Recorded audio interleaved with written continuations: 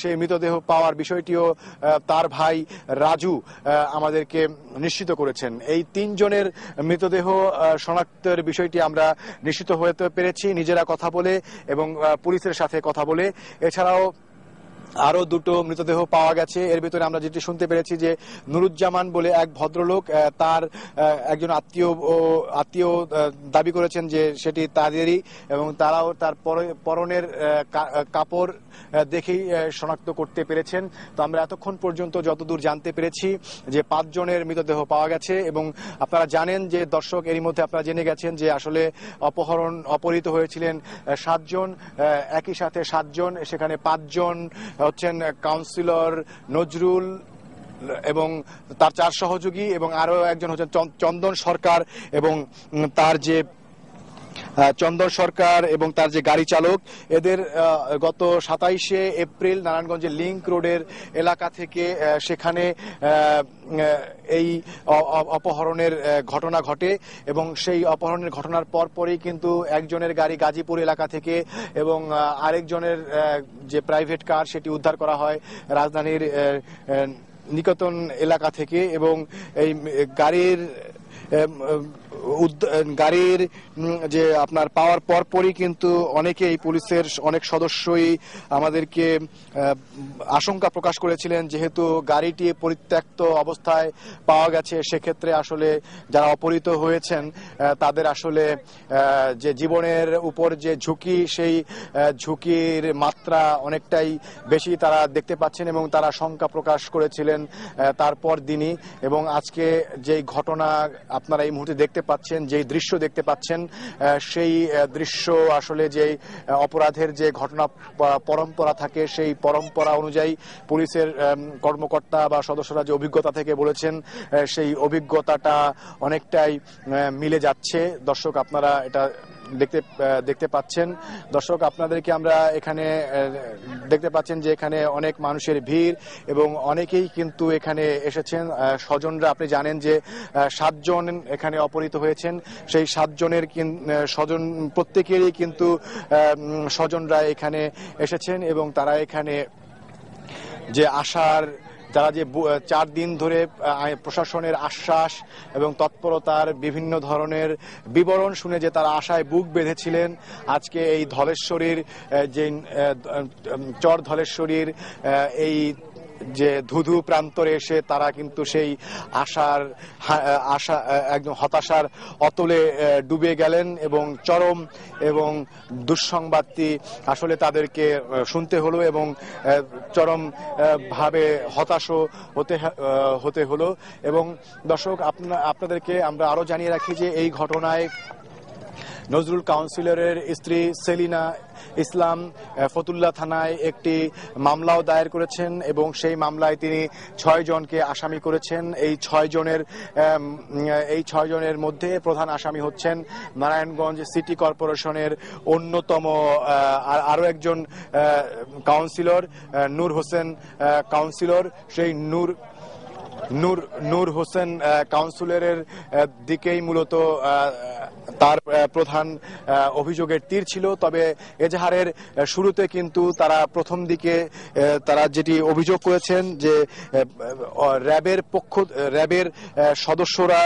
র্যাবের সদস্যদের পরিচয়ে, আইন শৃঙ্খলা রক্ষা বাহিনীর পরিচয়ে, র্যাবের পরিচয়ে কিন্তু তাদেরকে তুলে নিয়ে যাওয়া হয়েছিল এবং ঘটনার পর তাৎক্ষণিকভাবে তারা র্যাবের দিকেও কিন্তু সন্দেহের আঙুল তুলেছিলেন। তবে পরবর্তী যে এজাহার দায়ের করা হয়েছে সেই এজাহারে কিন্তু তারা বিষয়টিকে সেভাবে আর আনেননি। তো দর্শক এই যেখান থেকে মৃতদেহ পাওয়া গেছে সেই আপনার চর ধলেশ্বর থেকে আমরা এতক্ষণ পর্যন্ত আপনাদেরকে সরাসরি দেখালাম এবং এখানে এখনো পর্যন্ত উদ্ধার তৎপরতা চলছে। আমরা আবারও আপনাদেরকে নিয়ে আসব। তবে এই মুহূর্তে যে তার যে কাউন্সিলর নজরুল ইসলামের যে এলাকা, সেই এলাকার যে সানারপাড়, সেখানে তার কর্মী সমর্থক এবং এলাকার লোকজন এই ঘটনায় ক্ষোভ জানাতে তারা রাস্তায় নেমে এসেছেন। সেই ঘটনা কভার করার জন্য সেখানে আছেন আমাদের রিপোর্টার। আমরা এখন সেখানে তার কাছে চলে যাচ্ছি সরাসরি। ফারুক সেখানকার পরিস্থিতি জানাচ্ছিলেন এবং এই একই পরিস্থিতিতে কিন্তু আমরা দেখতে পাচ্ছি যে এখানে কিন্তু যে অবরোধ, সেখানকার যে নজরুল ইসলামের যারা সমর্থক এবং স্থানীয় যারা উৎসাহী যারা, তারা কিন্তু এই ঢাকা চট্টগ্রাম যে মহাসড়ক, সেই মহাসড়কের যে সংযোগ যে রাস্তাটি, সেখানে কিন্তু এই সানারপাড় এলাকা থেকে শুরু করে আমরা ওইদিকে কাঁচপুর ব্রিজ পর্যন্ত দেখতে পাচ্ছি যে যতদূর পর্যন্ত চোখ যাচ্ছে রাস্তায় কিন্তু এভাবে টায়ার জ্বালিয়ে, আগুন জ্বালিয়ে অবরোধ করে রাখা হয়েছে। এবং এখানকার যারা সমর্থক এবং স্থানীয় যারা এই অবরোধের সাথে যুক্ত রয়েছেন, তারা বলছেন যে যতক্ষণ পর্যন্ত এই ঘটনাগুলোর সুষ্ঠু সমাধান না হবে ততক্ষণ পর্যন্ত কিন্তু তারা এই অবরোধ কর্মসূচি চালিয়ে যাবেন। এবং আপনারা যেমনটি দেখতে পাচ্ছেন, এই রাস্তাটি কিন্তু আমরা দেখতে পাচ্ছি যে এই জায়গাটিতে যেমনটি দেখতে পাচ্ছেন, এরকম কিন্তু পুরো রাস্তাতেই আমরা বিভিন্ন জায়গাতে এভাবে আগুন জ্বালিয়ে কিন্তু অবরোধ করার পরিস্থিতি দেখতে পাচ্ছি। এবং এই রাস্তাতে কিন্তু কোনো যান চলাচল কিন্তু হচ্ছে না, এবং যান চলাচল পরিস্থিতি কিন্তু আমরা যেমনটি দেখতে পেয়েছি যে এখন পর্যন্ত কিন্তু স্বাভাবিক হয়নি। এবং এখানে যেই পুলিশ কিন্তু এই রাস্তাতে কোনো যান ঢুকতে দিচ্ছেন না। এবং শুধুমাত্র তাই নয়, আমরা কিন্তু এই ঘটনা আজকে চতুর্থতম দিন, যে অপহরণের পরে আজকে যেই চতুর্থতম দিন, এই দিনে পর্যন্ত আমরা কিন্তু প্রতিদিনই দেখেছি এই অবরোধের ঘটনা। এবং বিভিন্ন আশ্বাসের পরে কিন্তু পুলিশ এবং যারা আইন শৃঙ্খলা রক্ষাকারী বাহিনীর সদস্যরা রয়েছেন, তাদের আশ্বাসের পর কিন্তু আমরা দেখেছি যে এখানে অবরোধ কর্মসূচি, তারা কিন্তু অবরোধ কর্মসূচি উঠিয়ে নিয়েছেন। কিন্তু তারপরে কিন্তু আমরা দেখতে পাচ্ছি যে যখন আজকে যখন আবার সেই মৃতদেহ উদ্ধারের ঘটনা ঘটলো এবং সেই লাশগুলো যখন ভেসে উঠলো এবং সেখানে যে নজরুল ইসলামের লাশ শনাক্ত করা গেছে, এবং তারপরেই কিন্তু আবার তাদের যে সমর্থক যারা রয়েছেন তারা কিন্তু এই এলাকাটি অবরোধ করে রেখেছেন। এবং পুরো রাস্তাতেই কিন্তু আমরা দেখতে পাচ্ছি যে অবরোধ করা রয়েছে। আপনারা যেমনটি জানেন যে যেই রোববারে এই ঘটনাটি ঘটে, অপহরণের ঘটনা, ওই দিনে কিন্তু একই সঙ্গে নারায়ণগঞ্জ থেকে 7 জন অপহৃত হন। প্রথমে পুলিশ ভেবেছিল যে ঘটনাটি হয়তো আলাদা দুটি ঘটনা, কিন্তু এখন কিন্তু পুলিশ অনুমান করছে যে দুটি ঘটনার মধ্যে একটা সম্পৃক্ততা রয়েছে। অর্থাৎ যেই সিটি কর্পোরেশনের যে কাউন্সিলর নজরুল ইসলামের 4 সহযোগী যেদিন অপহৃত হন, সেই একই দিনে কিন্তু আমরা জানতে পেরেছিলাম যে চন্দন কুমার সরকার, নারায়ণগঞ্জ যে আইনজীবী সমিতির সভাপতি, তিনি তার ড্রাইভার সহ তিনিও অপহৃত হন। এবং তারপরে কিন্তু তার গাড়িটি খুঁজে পাওয়া যায়, কিন্তু এখনো পর্যন্ত তাকে শনাক্ত করা যায়নি বা তাকে কিন্তু খুঁজে পাওয়া যায়নি। তো এরপরেই কিন্তু পুলিশের 12 সদস্যের একটি তদন্ত কমিটি গঠন করা হয় এবং কমিটির প্রধান নারায়ণগঞ্জে যে অতিরিক্ত পুলিশ সুপার সাজ্জাদুর রহমান, তিনি কিন্তু যেমনটি তারা যে পুলিশের পক্ষ থেকে যেমনটি বলা হচ্ছে যে তারা কাজ চালিয়ে যাচ্ছেন, কিন্তু এই ঘটনার কিন্তু এখনো পর্যন্ত কোনো কুল কিনারা করা যাচ্ছে না। এবং আপনারা জানেন যে সিটি কর্পোরেশনের যে কাউন্সিলর নজরুল ইসলাম, তার সঙ্গে যে 4 সহযোগী যারা অপহৃত হয়েছিলেন, তাদের একজন স্বপন, তাজুল, লিটন এবং জাহাঙ্গীর।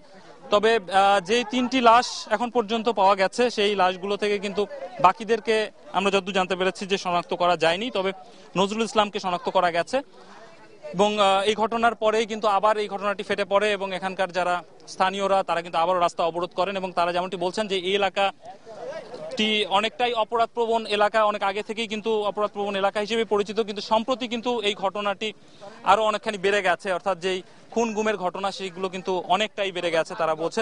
এবং আমরা কিছুদিন আগেও কিন্তু দেখেছিলাম যে এই অপহরণের ঘটনার আগে আরেকটি কিন্তু যে চাঞ্চল্যকর অপহরণের ঘটনা ঘটেছিল, সেটা বেলার নির্বাহী প্রধানের রিজওয়ানা হাসানের স্বামীকে অপহরণ করা হয় এবং তারপরেই কিন্তু তাকে কিন্তু অপহরণকারীরা ছেড়ে দিতে বাধ্য হয় এক সময়।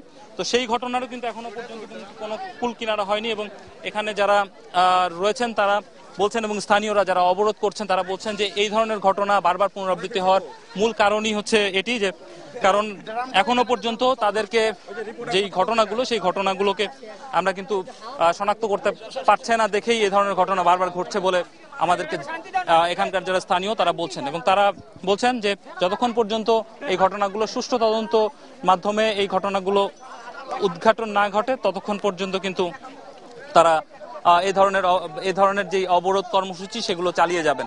এবং গত 4 দিনে আমরা দেখেছিলাম যে প্রথম দিন থেকেই কিন্তু এই অবরোধের ঘটনা ঘটে এবং অবরোধের ঘটনার পর নানা প্রতিশ্রুতির পরে কিন্তু এই অবরোধ কর্মসূচি নানা সময়ে স্থগিত করা হয়। তারপরে কিন্তু আজকে প্রায় ঘন্টা 2 আগে থেকে আবারও কিন্তু এই যে এলাকা, সেই এলাকাটি কিন্তু অবরোধ করে রাখা হয়েছে।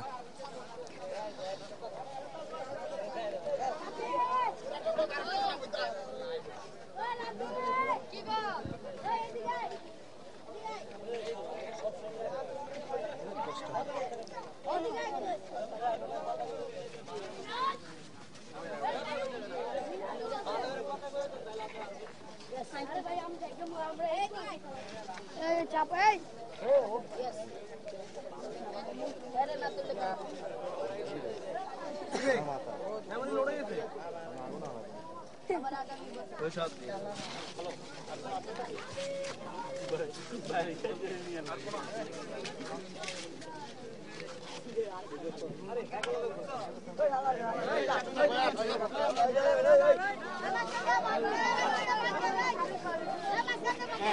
দর্শক, আপনারা যেমনটি দেখতে পাচ্ছেন, এই যে ঢাকা চট্টগ্রামে যে মহাসড়কের যে সংযোগ সড়ক, সেই সড়ক কিন্তু অবরোধ করে রাখা হয়েছে এবং নারায়ণগঞ্জের যেই চাঞ্চল্যকর অপহরণের ঘটনা ঘটে গত রোববার, একই সাথে 7 জনের অপহরণের ঘটনা, সেই ঘটনার পরে কিন্তু বারবার এরকম অবরোধের ঘটনা ঘটছে ঢাকা চট্টগ্রাম মহাসড়ক এবং এই রাস্তায় যান চলাচল কিন্তু অনেকটাই অনিশ্চিত হয়ে পড়েছে।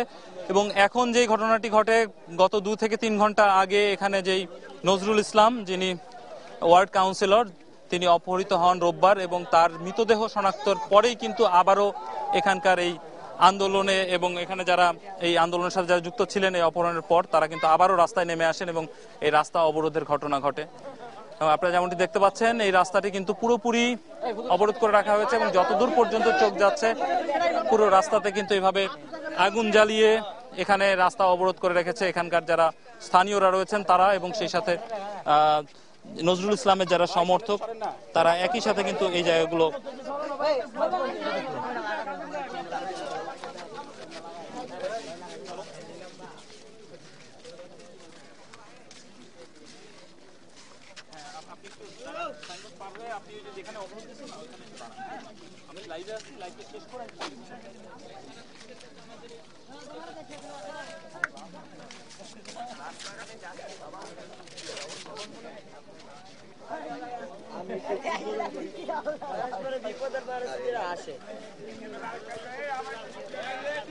দর্শক, এই ধরনের ঘটনা যেটি নারায়ণগঞ্জে কিন্তু প্রায় এই ধরনের ঘটনা ঘটছে এবং এখানে যারা নারায়ণগঞ্জবাসী আছেন তারা কিন্তু আতঙ্কের মধ্যে দিন পার করতে হয়, কারণ এই ধরনের ঘটনা কিন্তু চাঞ্চল্যকর ঘটনাই আমরা গত কয়েকদিনের মধ্যে বেশ কয়েকটি দেখেছি। এর বাইরে কিন্তু অনেক ঘটনাই প্রায় ঘটছে এখানে, অপহরণ থেকে আরম্ভ করে খুন এবং যেই এখানে যে অপহরণের ঘটনা সেগুলো কিন্তু প্রতিনিয়ত ঘটছে। এবং এখানকার আইন শৃঙ্খলা বাহিনীর সদস্যরা কিন্তু সেগুলোকে নিয়ে একরকম গলদঘর্মই হচ্ছেন, কারণ বেশিরভাগ ঘটনাই কিন্তু এখনো পর্যন্ত উদ্ঘাটন করতে পারেননি আইন শৃঙ্খলা বাহিনীর সদস্যরা, এবং এ কারণেই এ ধরনের ঘটনার বারবার পুনরাবৃত্তি হচ্ছে বলে ধারণা করছে এখানকার যারা স্থানীয়রা রয়েছেন তারা।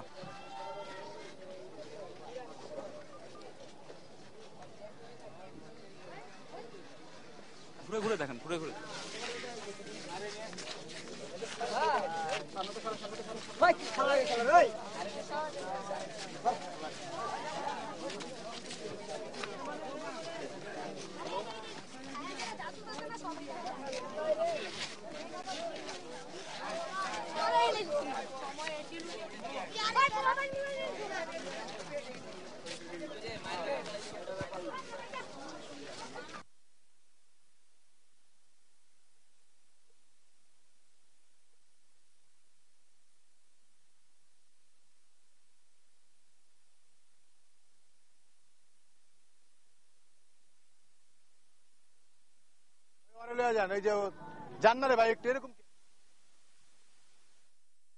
আপনারা যেমনটি দেখছিলেন যে এখানে যে অবরোধের ঘটনা এবং যেখানে শীতলক্ষা নদীতে যে লাশ উদ্ধার হয়েছে এবং সেখানকার পরিস্থিতি কিন্তু আমাদের রিপোর্টার ওমর ফারুক সেখানে রয়েছেন এবং সেখানকার পরিস্থিতি জানতে আমরা চলে যাচ্ছি ওমর ফারুকের কাছে। ফিট পাইছেন? আমরা কিন্তু ফিট দিছি।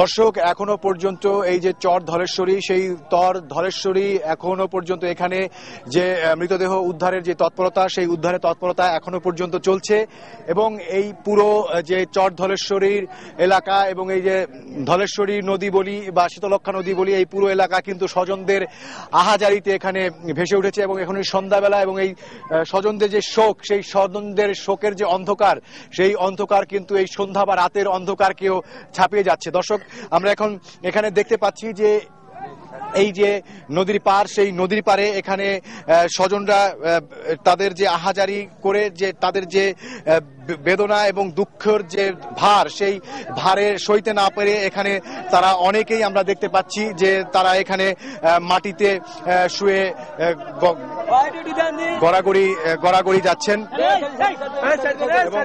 দর্শক, আমরা আপনাদেরকে আরো দেখাতে চাই যে এখানে এখানে যারা আছেন, এখানে আসলে কি হৃদয় বিদারক দৃশ্য এখানে তৈরি হয়েছে। এখানে তারা একদম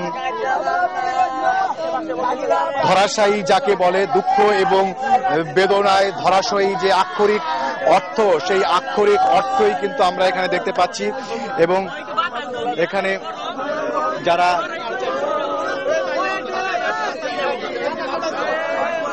আমরা এখানে চেষ্টা করবো একজন সাথে, এখানে যারা আছেন স্বজন, তাদের কার সাথে কথা বলতে। আপনারা কার স্বজন? কে? আমার ইব্রাহিম, আমার মামা ইব্রাহিম। আমার মামা ছোট কাপড় পালছে, কোনো কাজ আলাপ বিকিত নাই। এই ড্রাইভার করতে গিয়ে এরকম কথা হইল। আমার মামা করে, আমার মামার কোনো কাজ চালাবে না। এ মামা স্বর্ণের মামা, আমাকে ছোটবেলা করে পা করে পালছে। এ মামা এরকম হইল গে। আমার মামা, আমার সব ভাই মামা পোলা আছে, মামার পোলা ছোট বড় পোলা। হ্যাঁ, ওই ভাই খবর জানে নেই। দর্শক, আপনারা দেখলেন যে এখানে স্বজনের আহাজারিতে এখানে পুরো পরিস্থিতি ভারী হয়ে উঠেছে। এবং এখানে যে আপনারা যা হলুদ চেক শার্টের যাকে দেখতে পাচ্ছেন, উনি হচ্ছেন এখানে ইব্রাহিম ড্রাইভার, চন্দন সরকারের যে গাড়ির চালক, সেই গাড়ির চালকের ছেলে। এবং তার পাশে আরো একজন স্বজন, তিনি আসলে এখানে ফিট হয়ে গেছেন। এরকম দৃশ্য কিন্তু এই ধলেশ্বরীতে কিছুক্ষণ পরই আমরা দেখতে পাচ্ছি। এবং আপনারা এই হৃদয় বিদারক দৃশ্য এবং স্বজনের আহাজারিতে আক্ষরিক অর্থেই যে বলা হয় যে আকাশ বাতাস ভারী হয়ে যায়, সেই যে বর্ণনা, সেই বর্ণনাও কিন্তু এখানকার যে দৃশ্য, সেই দৃশ্য এখানে হার মানাবে। অনেকেই এখানে আমরা দেখতে পাচ্ছি আহাজারি করতে করতে দুঃখ সইতে না পেরে অনেকেই মূর্ছা যাচ্ছেন। আবার এখানে যারা স্বজন আছেন, তারাই আবার তাদেরকে সেবা শুশ্রূষা করে তাদেরকে সুস্থ করে তুলছেন। এবং এখানে এরকম আসলে এখন পর্যন্ত 5 জনের মৃতদেহ সন্ধান পাওয়া গেছে বলে আমরা জানতে পেরেছি। এবং 3 জনের মৃতদেহ শনাক্ত হয়েছে বলে আমরা পুলিশ এবং পরিবারের সূত্র থেকে আমরা নিশ্চিত হতে পেরেছি। দর্শক, আপনারা জানেন যে কোন ঘটনার জেরে আজকে